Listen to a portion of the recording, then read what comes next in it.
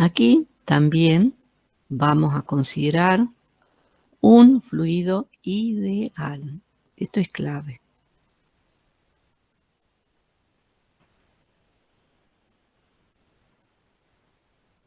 Entonces estamos trabajando con un fluido ideal.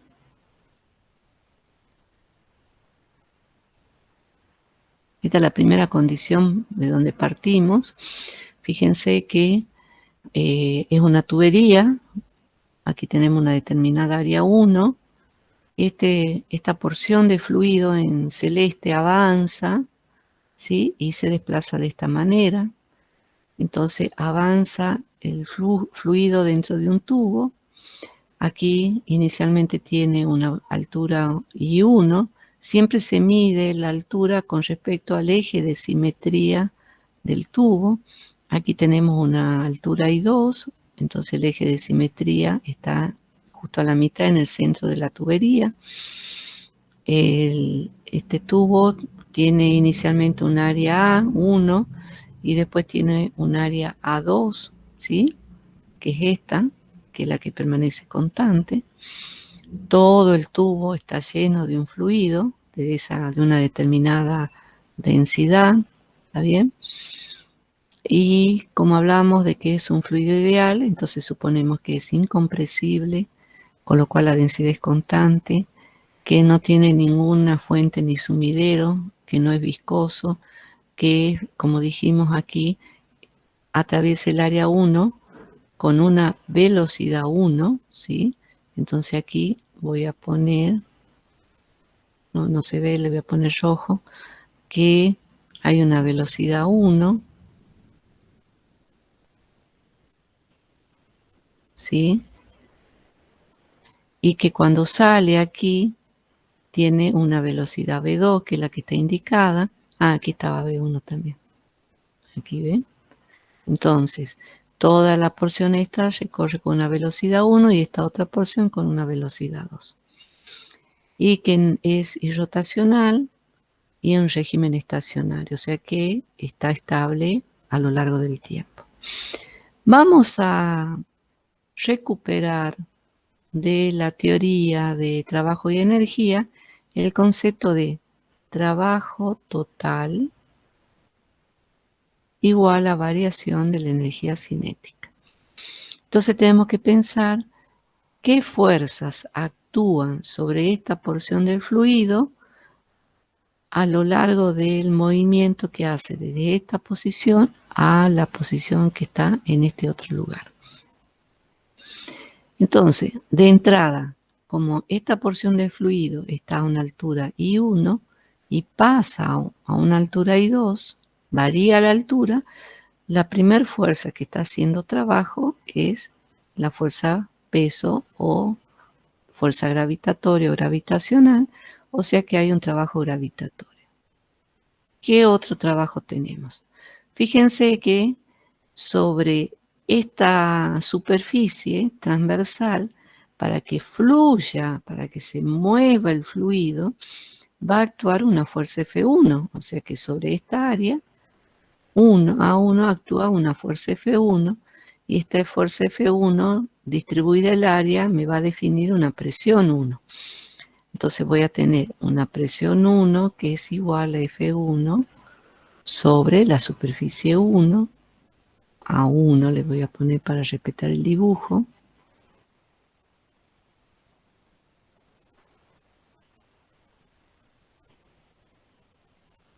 ¿Sí?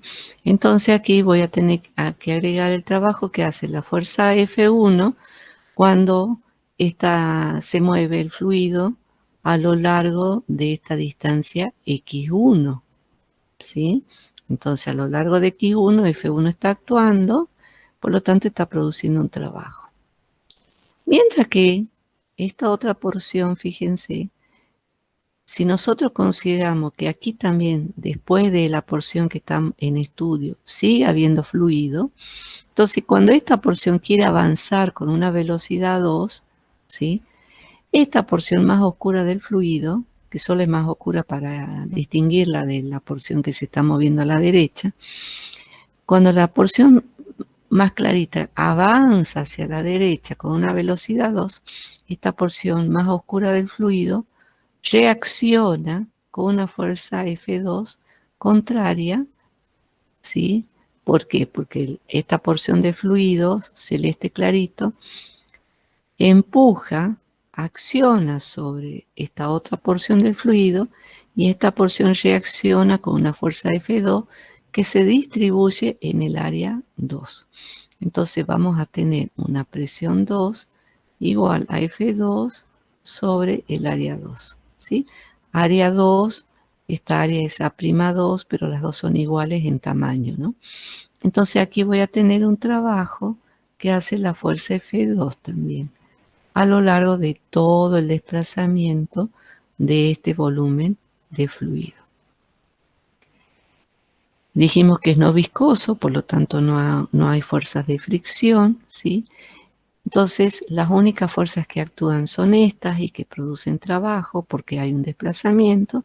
Y del otro lado, del otro miembro, tengo que poner la energía cinética, el de la porción, cuando está el fluido en la posición 2, menos la energía cinética cuando el fluido está en la posición 1. Entonces ahora vamos a desarrollar cada una de estas expresiones y vamos a reemplazar aquí en este lugar. Entonces vamos con el trabajo gravitatorio. Trabajo gravitatorio, ¿sí? Aquí es igual. El trabajo gravitatorio, de acuerdo a lo que nosotros estudiamos en teoría, es menos la variación de la energía potencia gravitatoria, y esto es menos, y ahí ponemos M por G por la altura I2 menos M por G por la altura I1.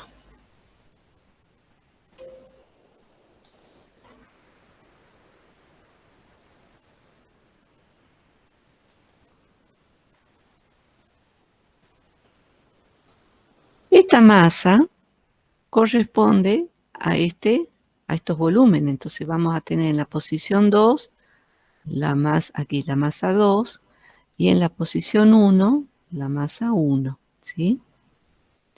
Ahora, acordémonos de la definición de densidad. La voy a poner aquí arriba, por aquí. La densidad es masa sobre volumen.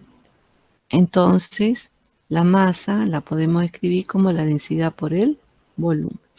Entonces aquí cuando nos aparece masa, voy a escribir, en vez de M voy a poner densidad por volumen 2 por G por I2 menos aquí donde aparece M, que sería la M1, densidad por volumen 1 por G por I1, ¿sí? Entonces ahora voy a sacar el signo negativo, entonces me va a quedar menos la densidad por volumen 2 por G por I2, y aquí me queda menos por menos más, densidad por volumen 1 por G por I1. Y lo dejamos. Una vez que tengamos cada uno de estos términos, vamos a reemplazar en esta igualdad, ¿sí? Entonces ahora vamos a calcular trabajo de la fuerza F1. Trabajo de la fuerza F1 es igual a la fuerza F1 que está actuando en la cara 1 por la distancia que recorre la fuerza a medida que avanza el fluido. Entonces, tenemos F1 por la distancia X1. Como son paralelas las dos, el coseno vale 0, el coseno de 0 vale 1, entonces queda fuerza por distancia directamente. F1 la vamos a despejar de aquí como presión 1 por S1. Entonces, en nuestro caso es área 1 por X1. Y nos fijamos, área 1 por X1. X1 es la distancia recorrida y V1 por delta de T, es la distancia recorrida en el tiempo delta de T Entonces, esto que está aquí es un cilindro, entonces multiplicar el área por la altura del cilindro nos da el volumen. Entonces, esto nos queda como la presión 1 por el volumen 1. Vamos al trabajo de la fuerza F2. La fuerza F2 actúa a lo largo de la trayectoria X2, pero F2 apunta hacia la izquierda y el desplazamiento es hacia la derecha, o sea que el ángulo es de 180 grados. Coseno de 180 grados es menos 1. Entonces aquí nos queda F2 por la distancia X2, pero con un signo negativo. F2 también lo vamos a poner, aprovechando esta definición de presión, como P2 por la aceleración, pero por el área 2. El área 2. Entonces nos va a quedar presión 2 por el área 2 por la distancia X2. Y esto nuevamente es el volumen 2. Entonces esto nos queda menos presión 2 por volumen 2. ¿Sí? Bueno, entonces ya tenemos cada una de estas expresiones y nos queda determinar K2 y K1 para reemplazar aquí y resolver esta igualdad. Entonces ahora vamos a K2. K2 es la energía cinética, que como sabemos es un medio de la masa por la velocidad 2 al cuadrado. Esta sería la masa que interviene en la porción 2. A la masa la ponemos como lo hicimos recién, densidad por el volumen 2 por velocidad 2 al cuadrado. O sea que lo único que reemplazamos fue masa 2 y nos queda esta expresión. Mientras que K1 es igual a un medio de la masa 1 por la velocidad 1 al cuadrado. Y esto es un medio de la densidad por el volumen 1 por la velocidad 1 al cuadrado.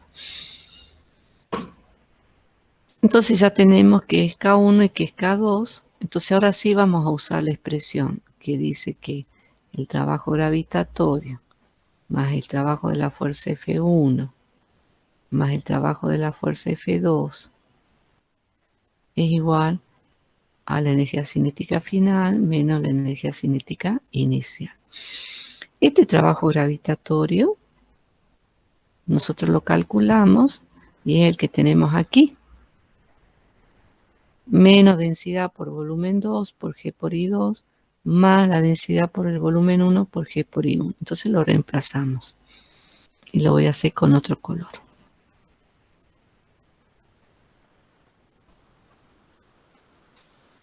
Entonces aquí aparece menos la densidad por el volumen 2 por G por I2 más la densidad por el volumen 1 por G por I1.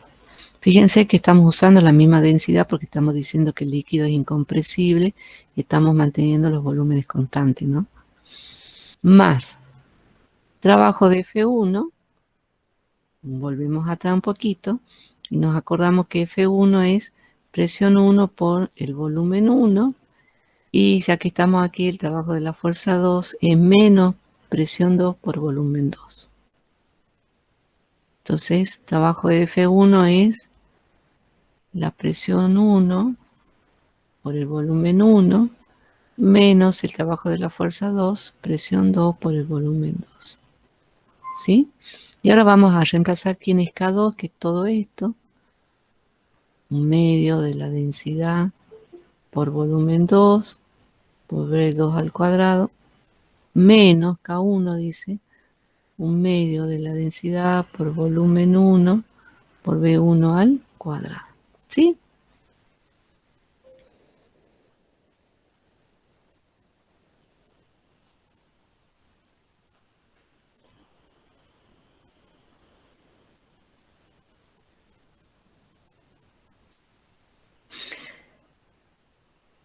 No es una expresión compleja, sí es medio densa. Entonces tenemos un término, dos términos, tres, cuatro en el primer miembro, 1 y 2 en el segundo miembro. En todo eso, fíjense, aparece el volumen 2, volumen 1, volumen 1, volumen 2, y aquí también volumen 2 y volumen 1. Y nos acordamos que dijimos que el fluido es incomprensible, porque entonces, y que no tiene fuente ni sumidero, entonces todo el volumen que ingresa tiene que ser igual al volumen que sale. Y lo pongo directamente como volumen. Esto también, una forma de decirlo es, si ingresa una masa 1, tiene que salir una masa 2 y es la misma masa de fluido, ¿sí? La podemos decir de cualquiera de las dos maneras. Entonces, en este caso, podemos sacar factor común volumen en cada uno de los miembros, en el miembro 1 y en el miembro 2, simplificarlos, y una vez simplificado nos queda esto.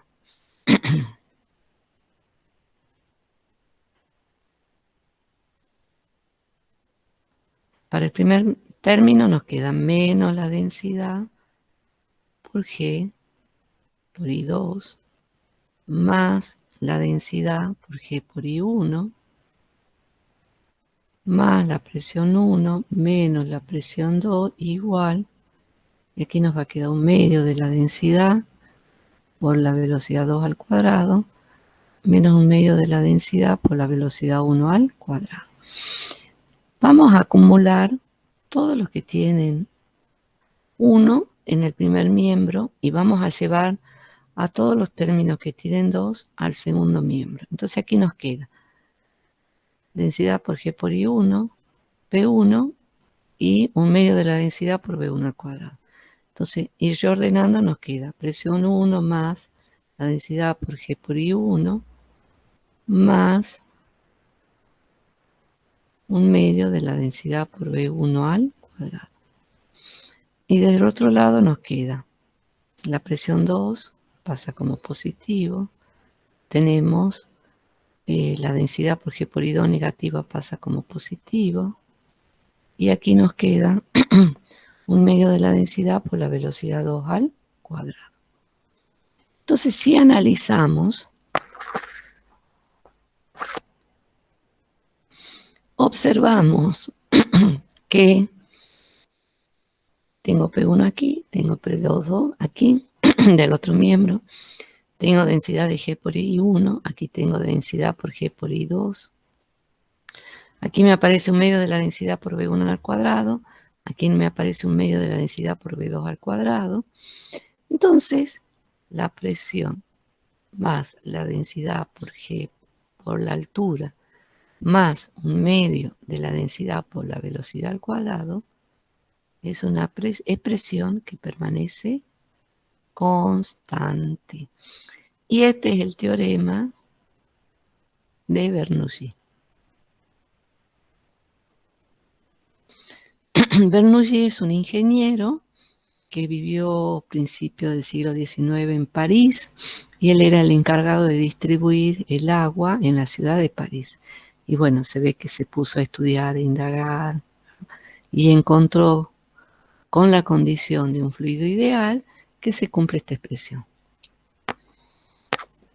Y acuérdense en que nosotros dividimos por volumen. ¿Eso qué significa? Y acuérdense de dónde proviene cada término. Entonces, aquí tenemos el trabajo de la fuerza 1, aquí tenemos el trabajo gravitatorio y aquí tenemos la energía cinética. Entonces aquí tenemos trabajo de la fuerza por unidad de volumen, aquí tenemos el trabajo, la energía potencial gravitatoria por unidad de volumen y aquí tenemos la energía cinética por unidad de volumen. O sea que el teorema de Bernoulli es un balance de energía. Es la energía por unidad de volumen que permanece constante, ¿sí? Ahora veamos unos ejemplos.